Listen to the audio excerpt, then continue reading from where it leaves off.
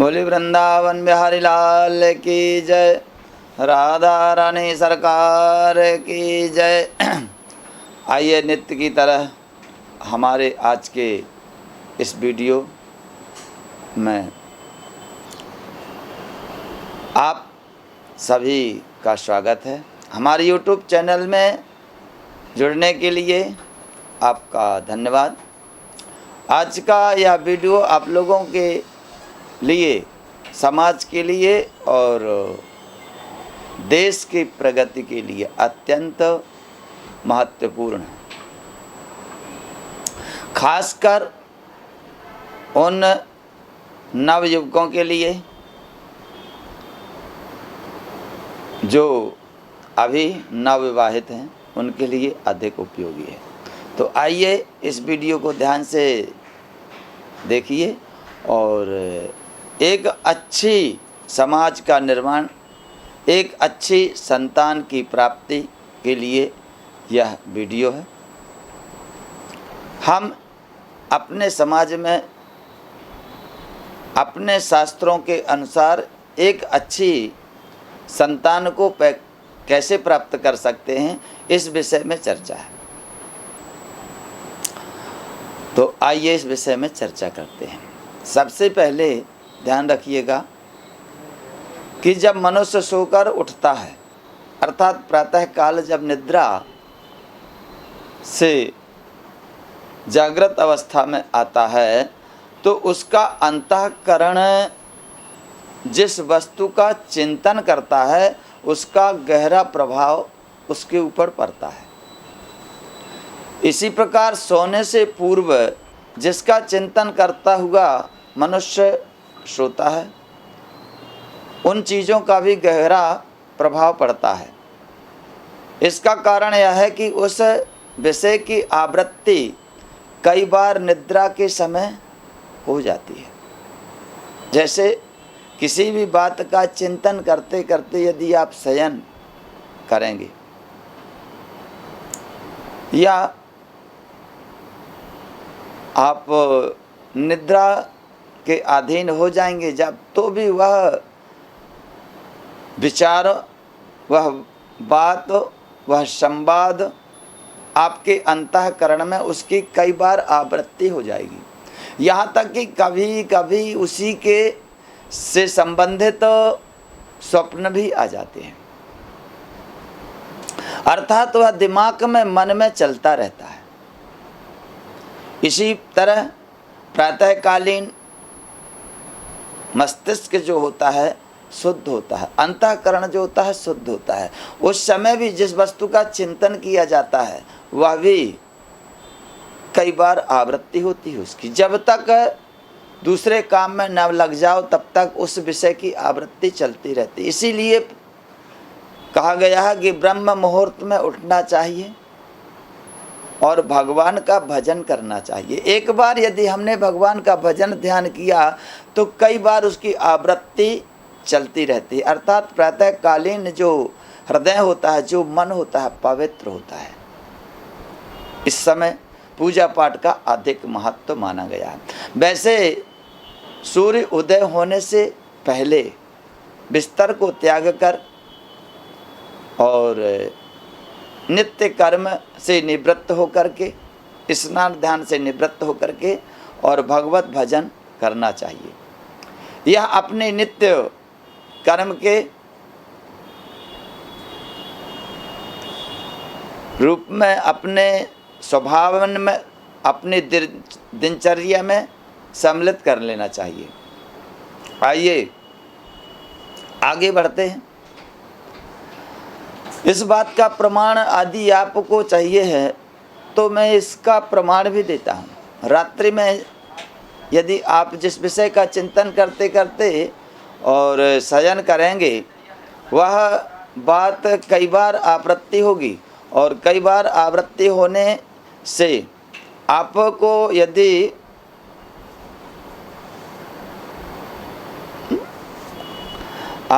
किसी प्रकार का संदेह है तो आप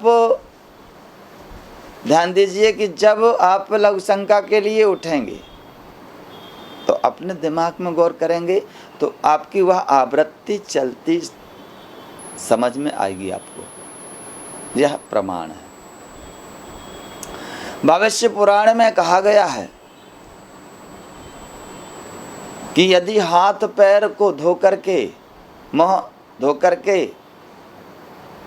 कुल्ला इत्यादि करके, मुख को साफ करके यदि किसी भी सदग्रंथ का अध्ययन, चिंतन या भगवत नाम संकीर्तन या किसी मंत्र के जप, ध्यान इत्यादि क्रियाओं को करने के बाद यदि आप शयन करते हैं तो आपके सभी पाप नष्ट हो जाते हैं।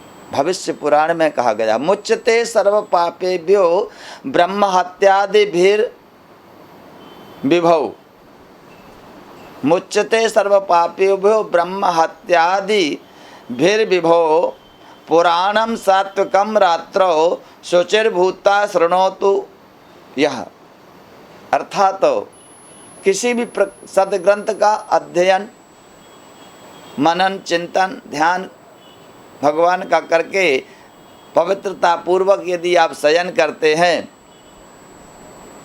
तो आपके कई जन्मों का पापों का क्षय हो जाता है। कुछ लोगों की ऐसी धारणा है कि पुराणों की कथाएं सत्य नहीं है, अतः उनके श्रवण से किसी प्रकार का कोई लाभ नहीं होता है, ऐसा कुछ लोग मानते हैं। उनकी ऐसी भावना है, धारणा है। यद्यपि पुराणों की कथा सत्य ही है, इसमें किसी प्रकार का संदेह नहीं है, फिर भी यदि कुछ लोगों का ऐसा मानना है कि असत्य हैं तो इनके लिए भी मैं प्रमाण देता हूँ। आज के उपन्यास और सिनेमा, पिक्चर जिसे आप कहते हैं, इनमें जो कथाएं होती हैं, जो इतिहास होता है, जो उपन्यास में स्टोरी होती है, जो पिक्चर में स्टोरी होती है, वह सर्वथा असत्य होती है, मगर उसका प्रभाव जीवन में पड़ता है, वह अच्छी हो या बुरी हो। हमारा समाज, हमारा देश यदि उत्थान और पतन दोनों की ओर जा रहा है तो इसमें इन दोनों चीज़ों का महान योगदान है, उपन्यास का और पिक्चरों का। क्योंकि जैसी पिक्चर देखेंगे, जैसा उपन्यास पढ़ेंगे, वह उनके अंतःकरण में कई बार उस वस्तु की आवृत्ति होती है और वह अंतःकरण में बैठ जाता है, आचरण में अवतरित हो जाता है। इस कारण जीवन शैली में, स्वभाव में, प्रकृति में प्रभाव पड़ता है। तो जब एक काल्पनिक कथा, काल्पनिक दृश्य को देख करके मनुष्य के जीवन में प्रभाव पड़ता है तो सद्ग्रंथों को श्रवण करके, सद्ग्रंथों का मनन करके यदि हम इनका उपयोग करेंगे तो जीवन में प्रभाव पड़ना नितांत सत्य है, इसमें किसी प्रकार का कोई संदेह नहीं। तो आइए इस विषय में आगे बढ़ते हैं। अर्थात तो शयन करते समय भगवत नाम संकीर्तन अवश्य करनी चाहिए। यदि आप एक उत्तम संतान की प्राप्ति करना चाहते हैं, यह आपके लिए वह सुनहरा अवसर है जो आप एक उत्तम पुत्र या उत्तम संतान की प्राप्ति के लिए आपको सहायक होगा। इस विषय में हम चर्चा करने जा रहे हैं। तो इस प्रकार की यह यदि आपकी गलत धारणा है कि शास्त्रों में जो लिखा है सत्य नहीं है तो इसे त्याग दीजिए, यह सत्य ही है। विष्णु पुराण में शयन की विधि बतलाई गई है। इसके अनुसार हम जो कार्य करेंगे केवल शास्त्रों के सम्मति से, शास्त्रों में जैसा वर्णित है, जो उपाय शास्त्रों में संतान प्राप्ति के बताए गए हैं, हम उस ओर जा रहे हैं। इसमें किसी प्रकार का भ्रम संदेह ना करके आप यदि उपयोग करना चाहते हैं तो अवश्य करें। विष्णु पुराण के अंतर्गत शयन की विधि बतलाई गई है। कृत पादादि शौचस्तु भुक्त्वा सायं ततो गृहे गक्षेक्षयामस्फुटितामपि दारुमयीं द्रप न विशालां न मय भग्नां न समां मलिनां न च जन्तुमयीं शय्यामधिष्ठेदनास्त्रताम् प्राच्यां दिशि शिरसस्तं याम्यायामथवान्द्रप सदैव स्वपतः पुंसो विपरीतं तो रोगदम्।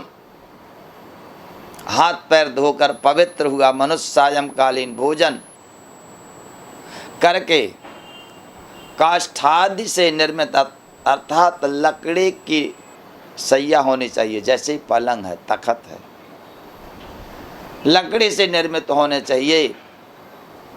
उसमें स्वच्छ पवित्र वस्त्र हों, खटमल इत्यादि कीटाणुओं से रहित हों। इस प्रकार की सैया का उपयोग करके दक्षिण की ओर सिर या पूरब की ओर सिर करके शयन करें। भगवत नाम संकीर्तन के बाद दक्षिण या पूरब की ओर सिर करके शयन करें। उत्तर की ओर सिर करके कभी भी शयन ना करें। उसका कारण है, उत्तर में ध्रुव तारा होता है जिसकी आकर्षण शक्ति इतनी तीव्र होती है कि सारे आकाश मंडल के जो तारागण हैं ध्रुव तारे का चक्कर लगाते हैं।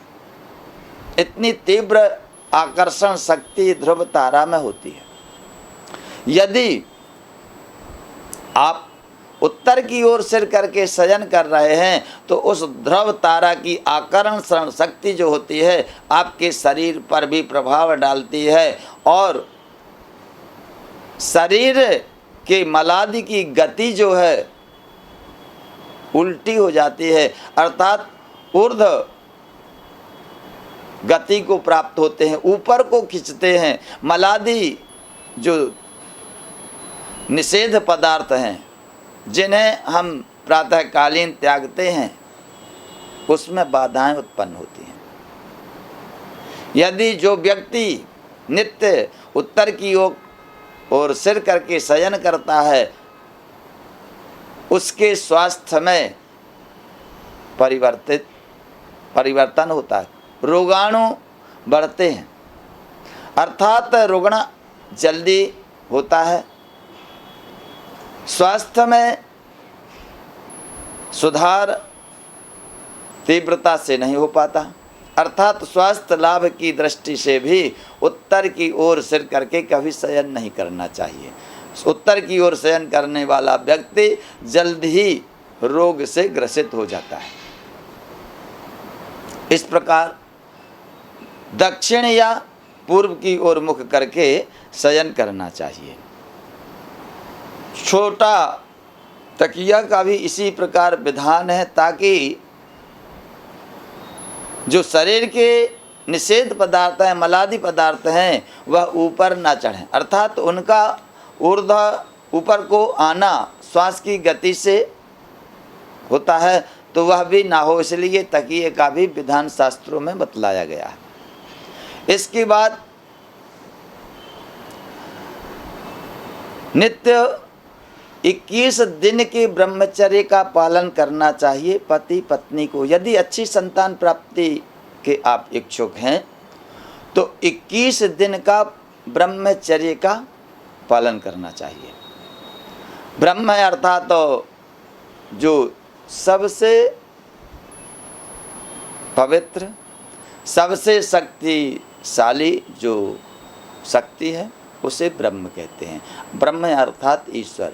ईश्वर से संबंध होना, चर्य का तात्पर्य होता है रहन सहन। ईश्वर से संबंध करके रहना ही ब्रह्मचर्य का साधन है। यह तब संभव हो सकता है जब हमारी सभी इंद्रियों को हम अपने अंडर में, अपने मन को अपने कंट्रोलिंग में रखें तब।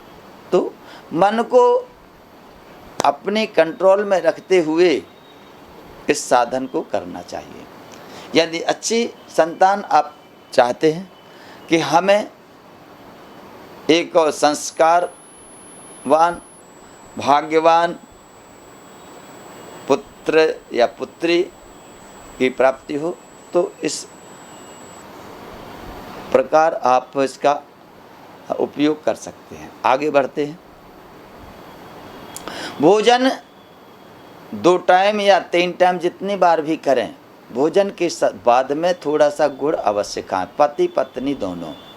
गुड़ खाने से आपकी पाचन क्रिया जठराग्नि तीव्र होती है, शुक्राणु मजबूत होते हैं। जब जठराग्नि तीव्र होगी तो शुक्राणु, रक्त जो भी बनेगा मजबूत बनेगा। तो शुक्राणु यदि कहीं भी आपके कमजोर हैं तो मजबूत बनते हैं। इस प्रकार गुड़ खा करके भोजन के बाद गुड़ अवश्य खाना चाहिए। अब आता है रात्रि में संबंध, स्त्री पुरुष के संबंध का। तो पुत्रोत्पादन द्वारा, संबंध के द्वारा वंश की वृद्धि की जाती है। संबंध स्त्री और पुरुष का पुत्रोत्पादन के लिए या मर्यादाओं के अंदर शास्त्रानुसार सुख भोग के लिए किया जाता है। तो मुख्य उद्देश्य हम पुत्रोत्पादन, वंश वृद्धि का लेंगे, जिससे पितृ ऋण से मनुष्य मुक्त होता है और वंश की वृद्धि होती है, वंश की रक्षा होती है। शास्त्र मर्यादा अनुसार संतान की उत्पत्ति होनी चाहिए। इससे मनुष्य को बल मिलता है। गीता में भगवान ने कहा है, धर्मा विरुद्धो भूतेषु कामोस्मि भरतर्षभ। जो संतान उत्पत्ति के लिए संबंध बनाया जाता है, धर्मा विरुद्धो भूतेषु कामोस्मि भरतर्षभ, आसक्ति को त्याग कर पुत्र प्राप्ति की इच्छा से जो संबंध बनाया जाता है उसमें ईश्वर का वास होता है। प्रजनश्चापि कंदर्पः, अर्थात तो गीता में भगवान कहते हैं, मनुस्मृति में भी कहा गया है कि ऋतु काला विगामिष्यात् स्वादार निरतः सदा पर्व वर्जम व्रजेच्चैनां तद्व्रतो रतिकामया। ऋतो स्वाभाविकः स्त्रीणां रात्र्यः षोडश स्मृता चतुर्भिरितैः सार्धं महोद्वेषत् विगार्हितैः।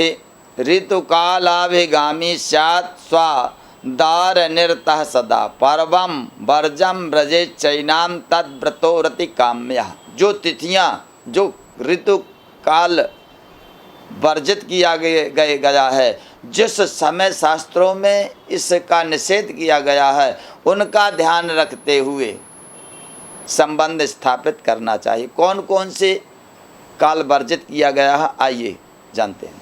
अमावस्या, पूर्णिमा, चतुर्दशी और अष्टमी, ये 4 तिथियों में संबंध स्थापित नहीं करना चाहिए। इन 4 कालों को छोड़कर पुत्रार्थी ऋतु काल में स्वस्त्री के पास जाए। स्त्री की प्रसन्नता, व्रत लेने वाला, स्त्री की प्रसन्नता का व्रत लेने वाला, अर्थात स्त्री की इच्छा को पूर्ति करने के लिए भी रति के लिए जाना चाहिए। अमावस्या, पूर्णिमा, चतुर्दशी और अष्टमी, इन तिथियों में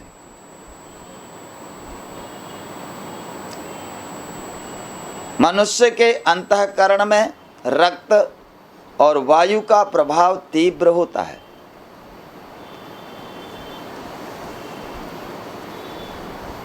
आपने देखा होगा समुद्र अमावस्या और पूर्णिमा को आप कभी भी समुद्र में जाइए, इन 3 तिथियों में आपको एक विचित्र घटना समुद्र की देखने को मिलेगी।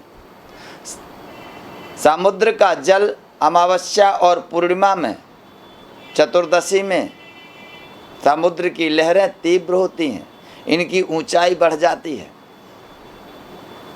और अष्टमी में आप देखेंगे तो समुद्र बहुत जगह छोड़ देता, खाली हो जाता है, नीचे चला जाता है। जल तत्व चंद्रमा से संबंधित है और हमारे अंदर भी जल तत्व ही है। रक्त का संबंध जल तत्व से है। तो इसलिए इन तिथियों में शरीर की जो गति होती है, रक्त चाप की जो गति होती है, वायु की जो गति होती है, बढ़ जाती है। श्वसन क्रिया भी अनियमित हो जाती है और जो रक्त संचार होता है उसकी गति भी तीव्र हो जाती है। इसलिए इस बात का ध्यान देना चाहिए। अमावस्या, पूर्णिमा और चतुर्दशी तथा अष्टमी के दिन को त्याग देना चाहिए। ऋतुकाल से 13वां और 11वां दिन भी अच्छा नहीं होता। इन समय में स्त्री के पास नहीं जाना चाहिए। अब थोड़ा सा जानकारी आपको दें। रजस्वला स्त्री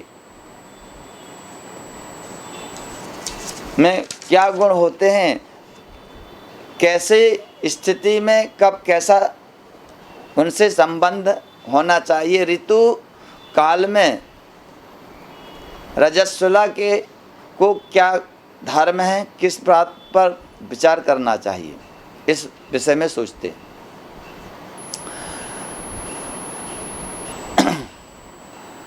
शास्त्रों में कहा गया है कि मासे नोपचतम काले धामनीभ्याम तदार्तवम ईसत् कृष्णम द्विगंधम च वायुर्योनि मुखम न्यसेतो।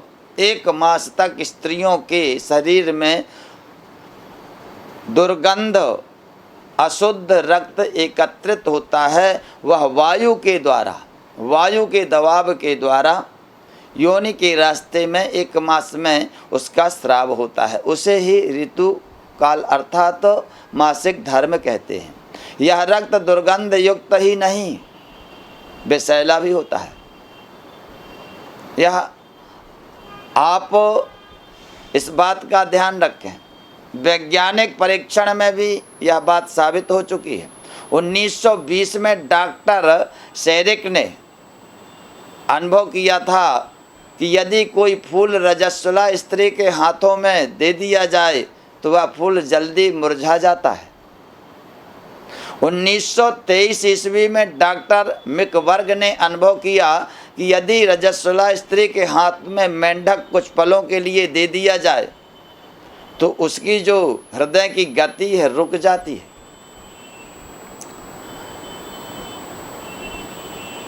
तीसरा प्रमाण लौकी। लौकी के 4-5 दिन के छोटे फल को रजस्वला स्त्री यदि स्पर्श कर ले तो वह फल मर जाता है, वह फल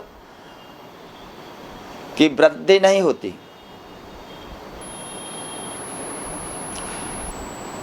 किसी भी समय झाड़ू लगाते समय आंगन की तुलसी यदि रजस्वला स्त्री बार बार स्पर्श करती है तो वह तुलसी सूख जाती है। आपने कई बार देखा होगा कि घरों में तुलसी का पौधा बार बार सूख जाता है।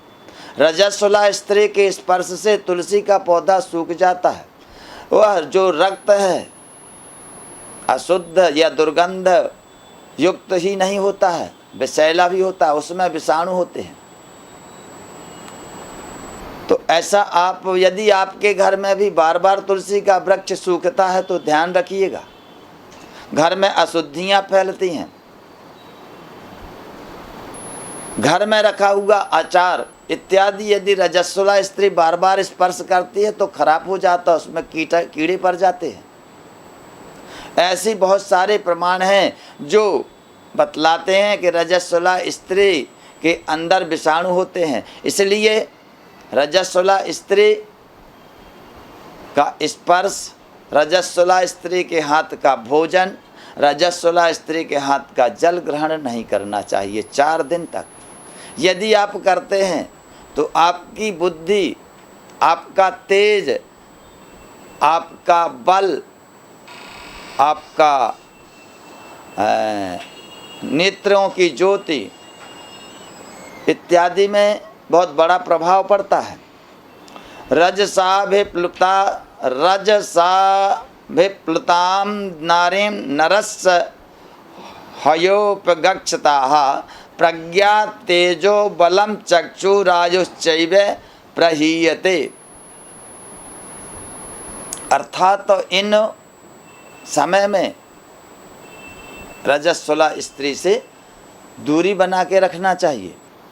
अष्टमी और अमावस्या, चतुर्दशी, पूर्णिमा तिथि, इनका संबंध जलीय तत्व से है, चंद्रमा से है। यह स्पष्ट है कि प्राण भी जल में होते हैं।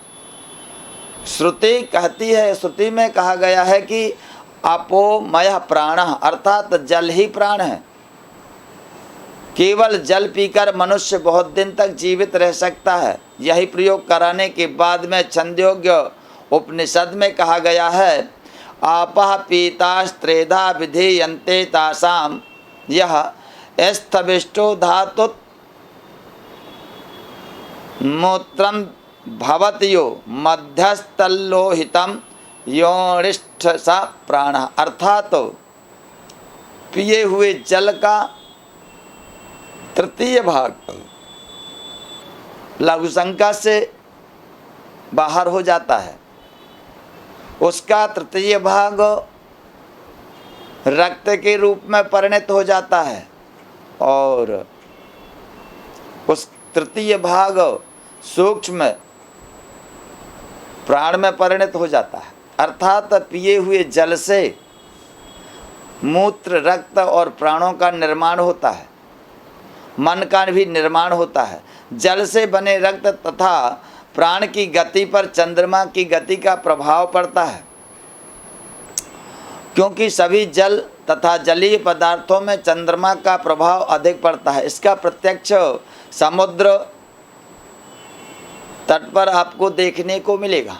जैसा कि हमने बताया, समुद्र की लहरें अमावस्या, पूर्णिमा और चतुर्दशी के दिन ऊंची उठती हैं। अष्टमी के दिन समुद्र नीचे चला जाता है। इस प्रकार समय का ध्यान रखना चाहिए। सायंकालीन 10 बजे रात्रि से 12 बजे रात्रि तक ही स्त्रियों से संबंध स्थापित करना चाहिए। इसके बाद या इसके पहले कभी नहीं। आपने कथा में सुना हुआ, श्रीमद् भागवत में माँ दिति अपने पति के पास में संध्याकालीन काम की शांति के लिए आग्रह किया था। ऋषि के रोकने पर भी जब नहीं मानी तो ऋषि ने संबंध बनाया। उनसे 2 राक्षस पुत्रों की उत्पत्ति हुई, हिरण्यकश्यप और हिरण्याक्ष।